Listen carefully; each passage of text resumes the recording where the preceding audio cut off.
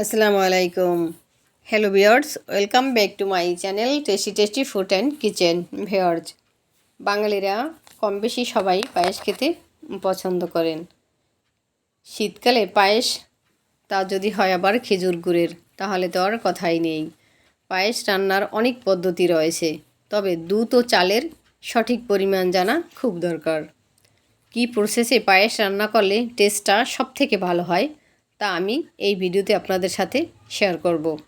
আপনারা দেখছেন tasty tasty food and কিচেনের রান্না। আজকের রেসিপি খেজুর গুড়ের পায়েস।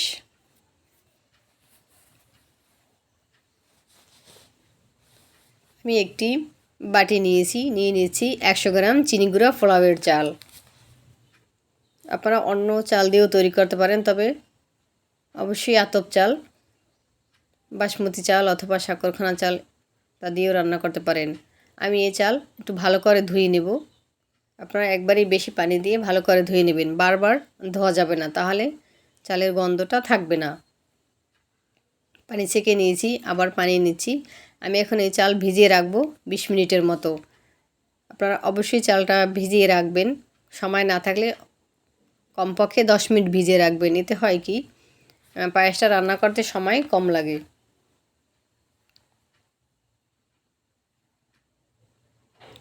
আমি পানি ঝরিয়ে নিয়েছি, 20 মিনিট পর ফিরে এলাম। আমি অ্যাড করে দিচ্ছি হাফ টেবিল চামচ ঘি।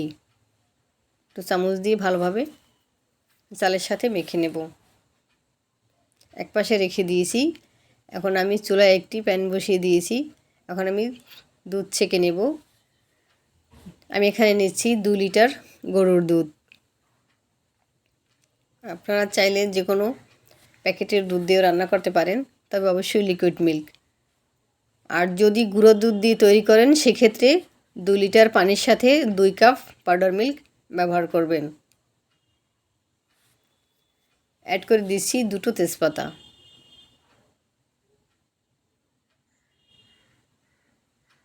আমি অন্য কোনো মশলা অ্যাড করব না, সবশেষে অ্যাড করব এলাচের গুঁড়া। আমি আপনাদেরকে বলবো যে আপনারা পায়েস রান্নায় দারুচিনি অ্যাড করবেন না। দুধটা জাল করতে দিয়েছি, এখন আমি গুড়টা রেডি করে নেব। আমি এখানে গুড় নিয়েছি 2/3 কাপ, আর পানি অ্যাড করে দিয়েছি 1/3 কাপ। গুড়ের ভিতর ময়লা থাকে, অনেক সময় দেখা যায়, তাই আমি জাল করে ছেঁকে নেব। এই কাজটা অবশ্যই করবেন। আর সবচেয়ে বড় কথা হলো, পায়েস রান্না করতে গিয়ে দুধের পায়েসে অনেক সময় দুধটা ফেটে যায়, মানে আঞ্চলিক ভাষায় ছানা কেটে যায়, তাতে পায়েসের স্বাদটা নষ্ট হয়ে যায়। আপনাদের জানি সেই সমস্যায় পড়তে না হয়, সেই টিপসটা আমি আপনাদেরকে দেখিয়ে দেব।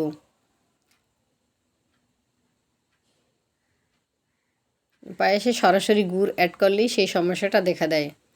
দেখুন, গুড়টা একেবারে মেল্ট হয়ে গেছে, তবে গুড়টা অনেক ভালো, কোনো সাদা ফেনা নেই বা কোনো ময়লাও দেখা যাচ্ছে না। আমি একটু নেড়ে চেড়ে নিচ্ছি, একেবারেই উপর নিচ সমান।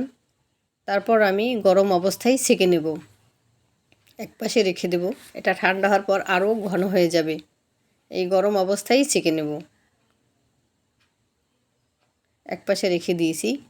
এখন আমি আবার চলে আসলাম পায়েসের প্রিপারেশনে। আমি এখান থেকে 1 বাটি গরম দুধ তুলে নিয়েছি।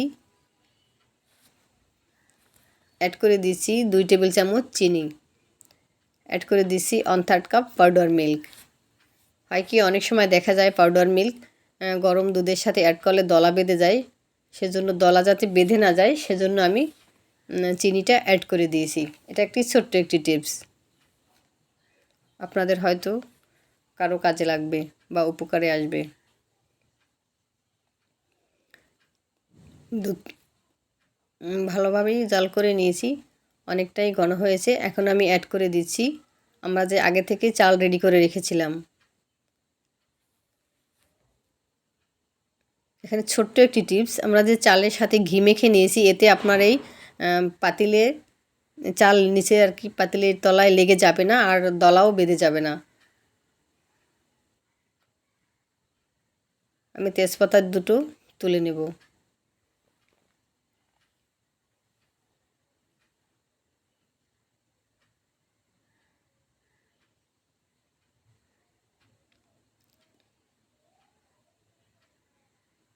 দেখুন দুধের উপরে অনেকটাই সরের লেয়ার আছে। আমি এগুলো এক পাশের রেখে দিয়েছি, কয়েকবারই সর পড়েছে, আমি পাশে পাশে রেখে দিয়েছি। এতে পায়েস খেতে খুব ভালো লাগে।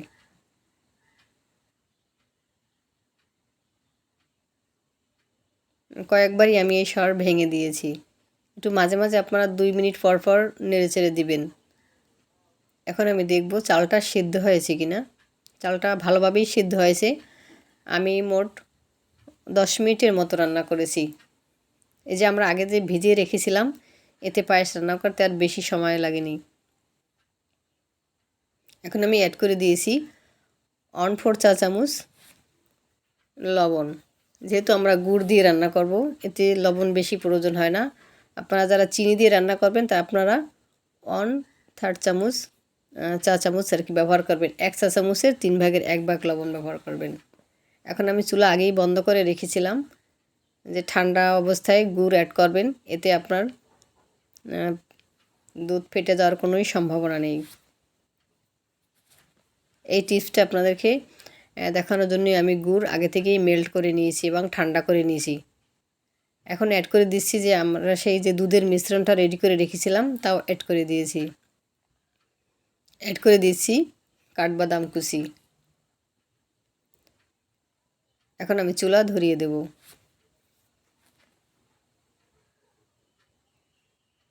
ভালোভাবে মিশিয়ে নিয়েছি।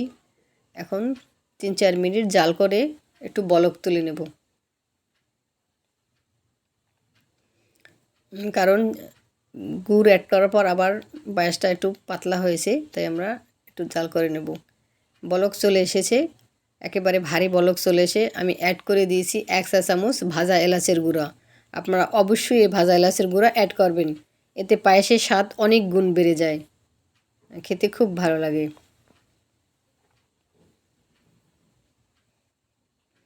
এখন আমি চুলা বন্ধ করে দেব।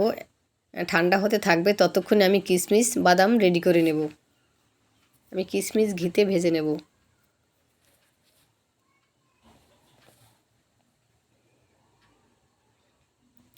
দেখুন পায়েসটা একেবারে ঠান্ডা হয়ে আছে, উপরে একটা মোটা একটা লেয়ার পড়েছে। এটা লেয়ারটা আমি ভেঙে দেব, এতে পায়েস খেতে ভালো লাগবে। অনেকেই শুধু লেয়ারটাও খেতে খুব পছন্দ করে। এটা ঠান্ডা হয়েছে আর আমি কিশমিশ বাদাম রেডি করে নিয়েছি। এখন আমি পায়েস একটা বাটিতে একটু তুলে নেব, আপনাদেরকে দেখাবো যে ঘনত্বটা কীরকম।